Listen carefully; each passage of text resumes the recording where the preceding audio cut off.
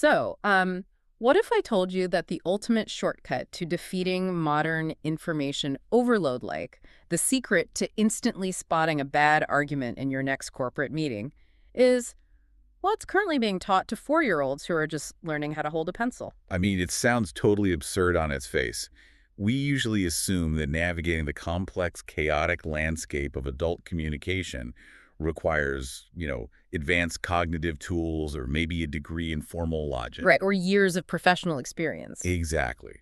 But the stack of sources we have in front of us today challenges that assumption completely. Welcome to the deep dive, everyone. We are doing something a bit unusual today, and I am genuinely thrilled to share this with you. We aren't tearing apart a dense academic paper on cognitive psychology today. No, and we certainly aren't dissecting a corporate white paper on data analytics either. Right. Instead, we are looking at a collection of early childhood social studies worksheets, which I know sounds crazy, but stay with us. Specifically, we are examining visual frameworks designed for young children, starting in transitional kindergarten, meaning 4- and 5-year-olds, and scaling up through the second grade. And the mission for this deep dive is to explore this method the kids are being taught, which is called the CER method. That stands for claim, evidence, and reasoning. And what we're going to discover together is why this highly structured foundational blueprint is the perfect tool for you, the listener, to just cut through the noise of your daily life. Okay, let's unpack this. To really grasp how this works, we have to start by visualizing the structural blueprint of the curriculum itself. Yeah, before we even analyze the specific arguments these children are constructing, we need to understand the mechanism they are using to build them. The framework relies heavily on a built-in, highly visual traffic light design. Imagine you are looking at one of these worksheets right now. The very first step on the page is a bright red box. The header simply says, tell. And next to that word is a little icon of a human brain. Right, and the text below the brain says thinking. The core instruction here is stop and make your claim. I really want to focus on that specific word choice for a moment. Stop. Yeah. Red means stop. Mechanically, this is vital.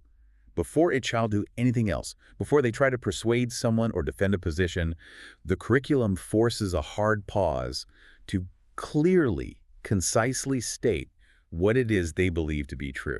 The prompt frame is beautifully basic, too. It just says, I think the answer is blank.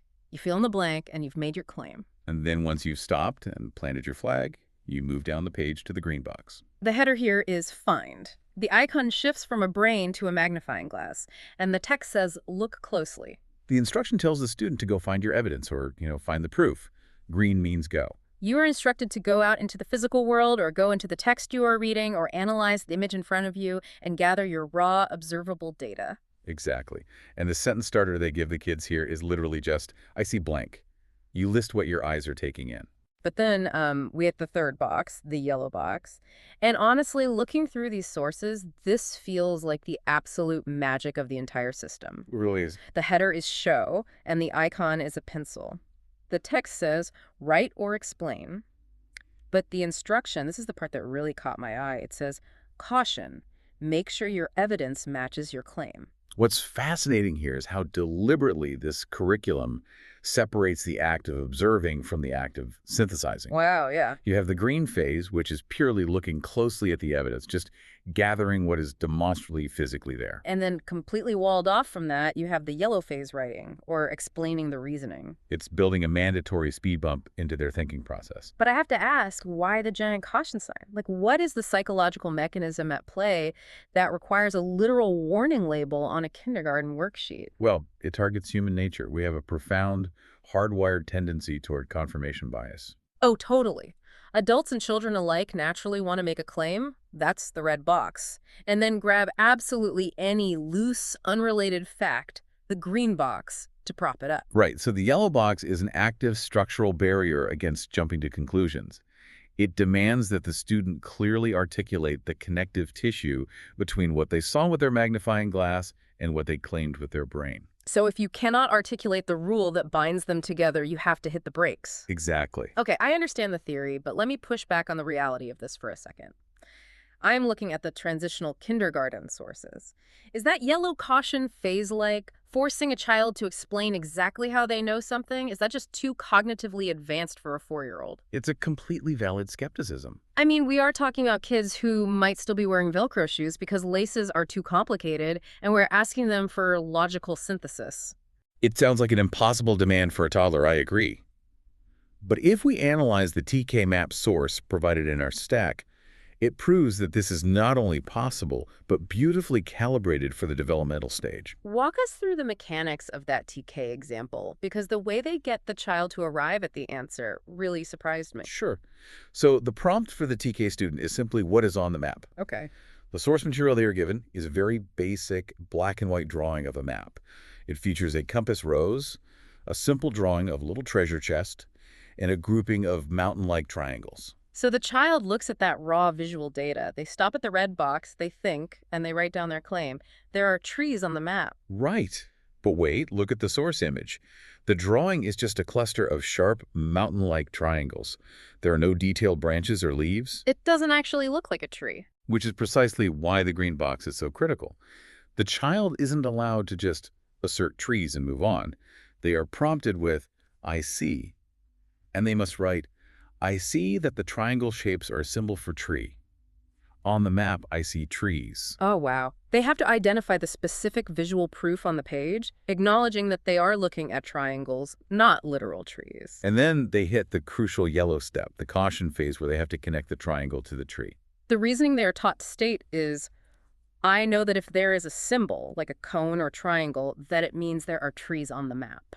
I mean, that is wild. They aren't just parroting the word trees because the teacher told them to memorize it. No, they are being taught the fundamental mechanism of symbolic deduction. They recognize a shape, identify its physical presence as evidence on the paper, and then explicitly state the rule, the yellow reasoning, that translates that arbitrary symbol into their initial red claim. It is foundational logic taught through shapes. Okay, so the TK framework handles abstract symbols on a map perfectly. But a map is right there in front of you. What happens when the evidence isn't on the paper? How does this framework teach a child to prove a subjective, lived experience? And that's a great question.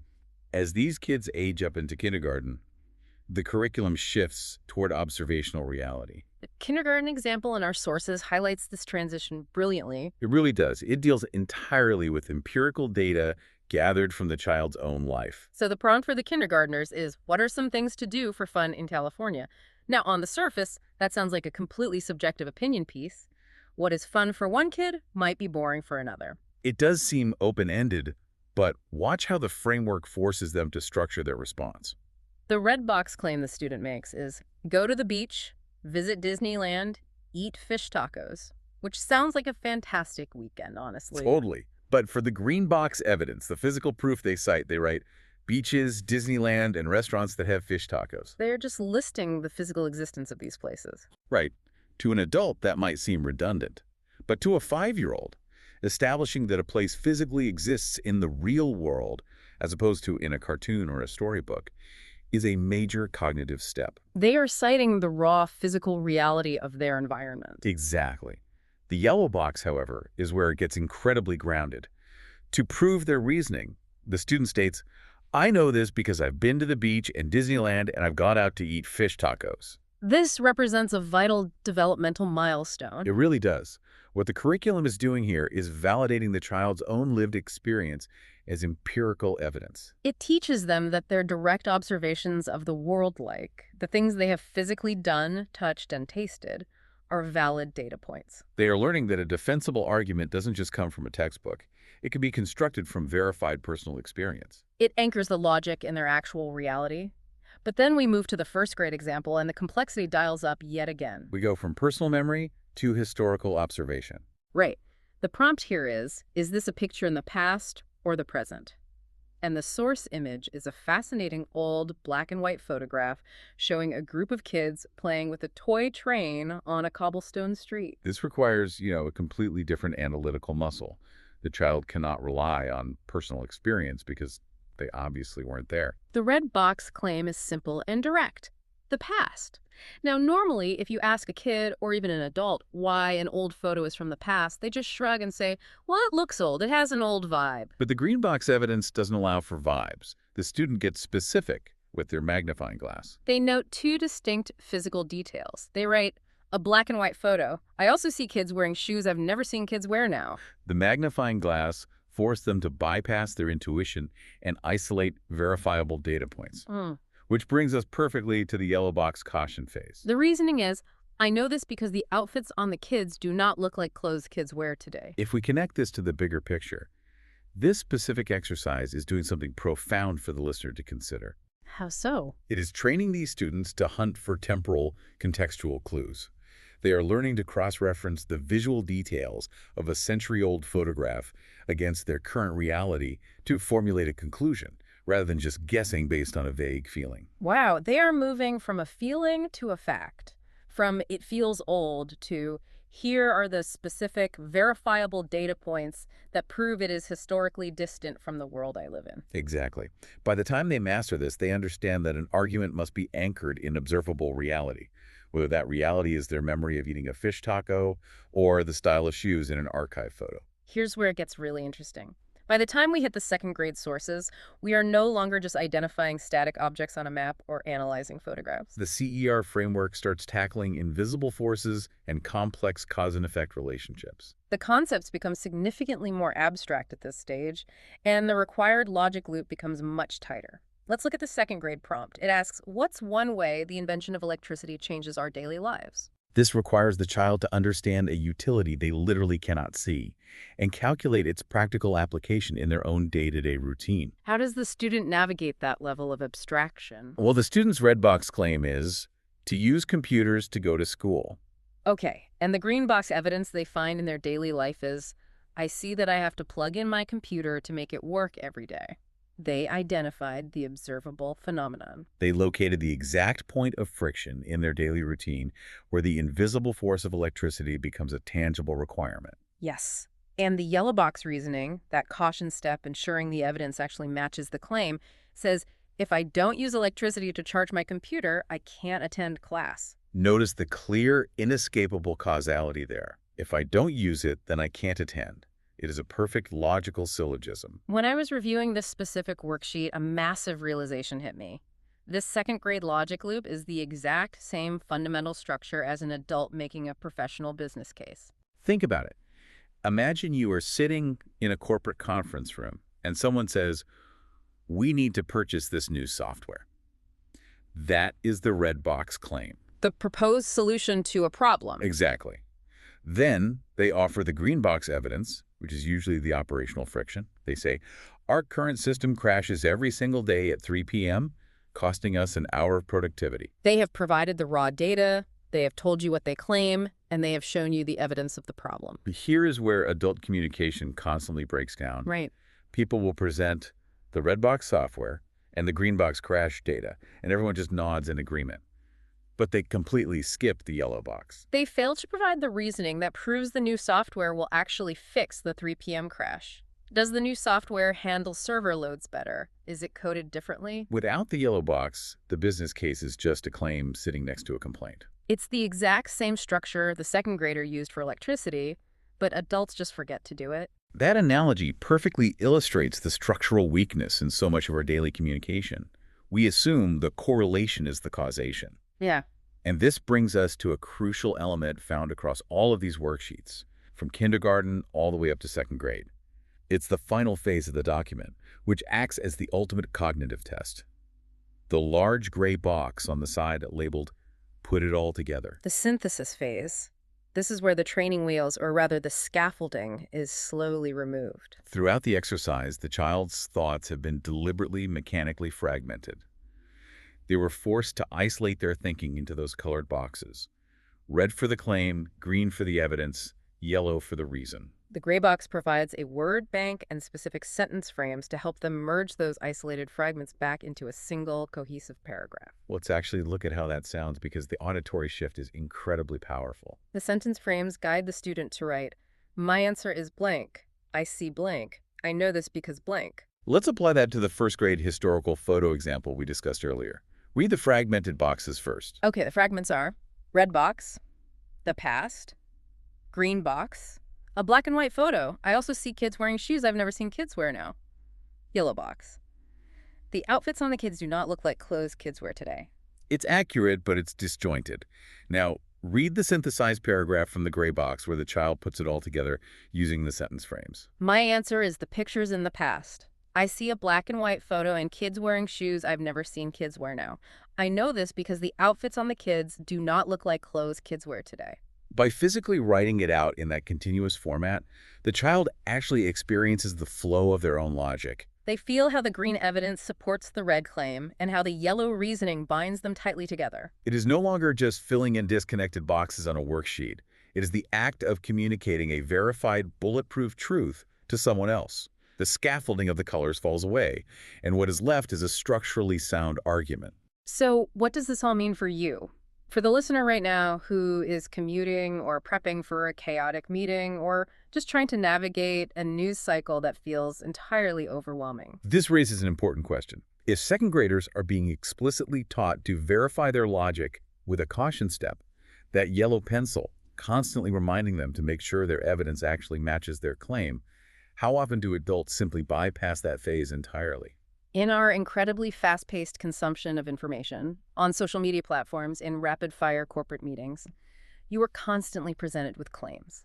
Endless red boxes shouting for your attention. And sometimes, to give credit where it's due, people will present evidence. They will throw a random statistic or a green box data point at you. But how often do we actually pause in the yellow phase to rigorously ensure that the statistic provided genuinely supports the massive claim being made? Right. We see a claim we already agree with, we see a number attached to it, and our confirmation bias takes over. We blow right past the caution sign because we are moving too fast, assuming the yellow box is filled out when, structurally, it is completely empty. So, for you listening right now, here is the incredibly practical value of this deep dive. The next time you are feeling overwhelmed by a dense, confusing article, or you find yourself sitting in a frustrating meeting where everyone is just aggressively throwing opinions around, I want you to mentally apply these primary school colors. Ask yourself, red what is the actual claim being made here? Green what is the physical, verifiable proof they are offering me? And most importantly, yellow, does the logic actually connect the two? Is there a clearly articulated reason where this specific evidence proves this specific claim? If you can't find the yellow, you don't have an argument. You just have noise. And that leads to a rather profound final thought for us to consider. Notice how these worksheets are graded.